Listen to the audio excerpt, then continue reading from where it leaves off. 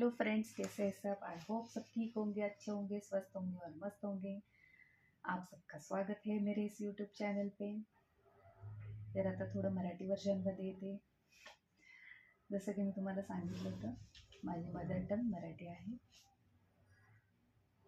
तर जे काही मी शेअर करणार आहे त्याचे व्हिडिओज आजपासून सुरुवात करते। तुमचे सगळ्यांचे प्रोत्साहन आणि आशीर्वाद राहून जात, तुमची सर्वांची साथ राहून जात। विष्णुदेव आणि महादेव यांना नमन करून सुरुवात करते। मी छोटे छोटे व्हिडिओज बनवणार आहे, जेणेकरून माझ्या लक्षात आहे की सर्वांना वाचण्यासाठी किंवा ऐकण्यासाठी खूप थोडासाच टाईम असतो, तर त्याच्यात श्रवण होऊन जाईल आणि आपली ही गाथा पुढे चालू राहील। तर फर्स्ट चॅप्टर आहे जीवन म्हणजे काय। जीवनाचा खरा अर्थ समजून घेण्यासाठी आपल्यापैकी किती जण थांबतात। आपण सर्व जगतो पण लवकरच मरतो। जीवनाचा उद्देश फार कमी लोकांना सापडतो। आपण पृथ्वी ग्रहावर का आलो, आम्हाला हा मानवजन्म का दिला गेला, आयुष्य म्हणजे काय। आपण श्वास घेतो पण कशामुळे आपल्याला श्वास घेता येतो, कोणती शक्ती आहे जी आपल्याला चालायला किंवा बोलायला लावते। मानवी शरीराची ही अद्भुत निर्मिती कशी झाली। आपल्यापैकी किती जण प्रश्न विचारायला थांबतात। सत्याची जाणीव करण्यासाठी आपण तपास करतो का। जेव्हा मूल जन्माला येते तेव्हा आपण नवीन जीवनाचे आगमन साजरा करतो, पण हे जीवन कुठून आले। आपण असे मानतो की आपण आपल्या पालकांमुळे निर्मिती आहे, परंतु हे खरे आहे का। प्रजननाची क्रिया यात शंका नाही, पण 2 पेशींचे फलन होऊन एक नवीन जीव तयार होतो, जो शेवटी 9 महिन्यानंतर बालकाच्या रूपात येतो। आपल्या आईच्या पोटात ही जादू चालली आहे, त्याला जबाबदार कोण। आपले हृदय, फुफ्फुसे, मूत्रपिंड आणि आपला मेंदू कसा बनला। मग सर्वात मोठा प्रश्न, जो आमचा वाढदिवस साजरा केला जातो, त्या वाढदिवसाला जन्माला आलेल्या बाळाला शक्ती कोणी दिली। जोपर्यंत आपण जन्माचे रहस्य उलगडत नाही आणि मृत्यूचे वास्तव समजून घेत नाही, तोपर्यंत आपल्याला जीवन म्हणजे काय हे कधीच कळणार नाही। एक दिवस आपण मरणार आहोत, पण प्रत्यक्षात मरणार कोण। शरीर मरते पण लोक म्हणतील आमचा मृत्यू झाला। कोण मेले आणि कोण गेले। जो निघून गेला तो कुठे गेला। आज धडधडणाऱ्या त्या आयुष्याचं काय झालं। हृदयाची धडधड का थांबली। मृत्यू कशामुळे झाला। तो क्षण जेव्हा आपला श्वास गमावला तो कसा। या सर्व प्रश्नांची उत्तरे आपल्याकडे आहेत का। थोडंसं थांबते मित्रांनो, तर खरंच विचारते, काय हे सर्व प्रश्न तुम्हालाही पडतात। मला तर पडतातच बुवा, पण अध्यात्म असल्यामुळे मी याची उकल स्वतःच्याच मनाने करत असते। माझे चिंतन नेहमी मनातल्या मनात चालू असते। तर तुम्हालाही हे प्रश्न पडतात का। तुम्ही या प्रश्नांचं आकलन करता का किंवा यांची उकल करता का। मला नक्कीच कमेंटमध्ये कळवा। पुढे वळूयात। जीवनाचा प्रवास सामान्यतः जन्माच्या क्षणी सुरू होणारा आणि मृत्यूच्या क्षणी संपणारा प्रवास असा समजला जातो।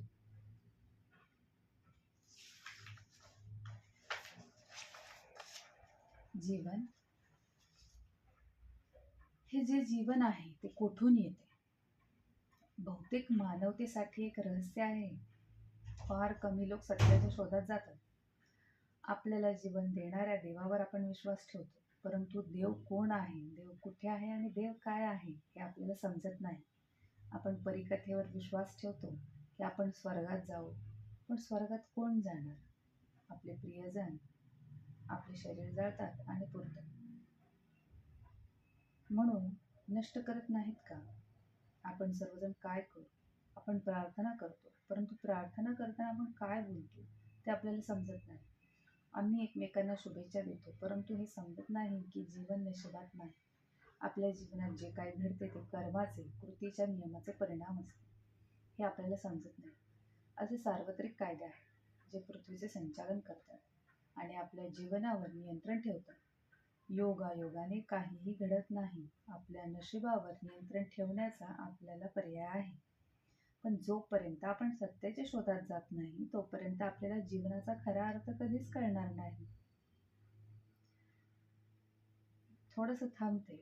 जसं की इथे सांगितलं गेले की आपल्या नशिबावर जर नियंत्रण ठेवायचं असेल तर कर्म हा एकच पर्याय आहे. तर कर्म हा शब्द दिसतो खूप छोटा, पण आहे खूप मोठा आणि पूर्ण जीवन याच्यावरच आधारित आहे. आणि या शब्दावर माझा आगाढ विश्वास आहे आणि त्याच हिशोबाने मी नेहमी चाललेले असते. पुढे वळूयात. जीवन हे सर्व कर्माबद्दल आहे. कर्म म्हणजे क्रिया. जीवनातील प्रत्येक गोष्ट आपल्या स्वतःच्या कृतीची प्रतिक्रिया म्हणून प्रकट होते. जसे आपण पेरलेले बियाणे झाडावरील फळ ठरवते, तसेच आपण पेरलेले कृत्य आपले नशीब ठरवते. आपला जन्म हा भूतकाळातील कर्माचे फळ आहे, त्याचप्रमाणे आपल्या मृत्यूचा निर्णय कर्माच्या नियमाने होईल. जीवनात जे काही घडत आहे ते कर्मामुळे, आपल्या कृतीमुळे घडत आहे. दुर्दैवाने आपल्याला साधे सत्य कळत नाही की जीवन हे कर्म आहे. हा जन्मापासून मृत्यूपर्यंतचा प्रवास आहे, पण प्रत्येक श्वासावर नियंत्रण ठेवणारे आपले कर्म आहे. तर मित्रांनो, हा अध्याय इथंच संपतो. सांगायचा मुद्दा हा की कर्म जे आहे ते कर्म हा खूप मोठा शब्द आहे. पूर्ण प्रकृती या कर्मावर अवलंबून आहे. जसं की आपण झाडाझुडपांपासून, आपल्या शेतीभातीपासून उदाहरण घ्या. जे आपण पेरतो तेच आपण उगवतो. तर आपण जसे कर्म करतो तसेच फळही आपल्याला मिळते. ही तर गोष्ट सर्वांना परिचित असेलच, पण बऱ्याच जणांना कळतं पण वळत नाही. हेही तितकंच सत्य. काय म्हणतात? पुढच्या भागात घेऊन येत आहे दुसरा भाग. हा भाग कसा वाटला ते नक्की सांगा. दुसऱ्या भागात आपण भेटू. भरभरून प्रतिसाद द्या, जेणेकरून मलाही प्रोत्साहन मिळेल आणि मी अजून असे व्हिडिओ तयार करेन. धन्यवाद. तुमची कादंबरी. बाय.